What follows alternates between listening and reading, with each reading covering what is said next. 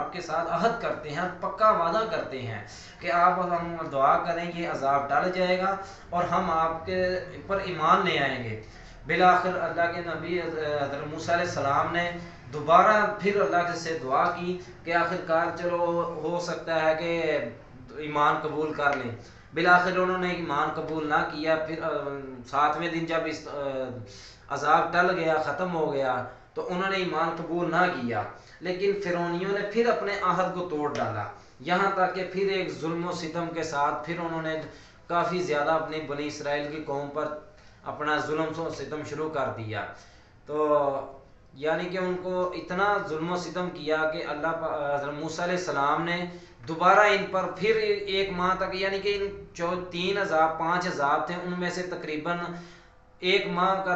وقفاً جو ہے نا عذاب آتے رہے۔ 1 ماہ جو ہے وہ خاموشی سے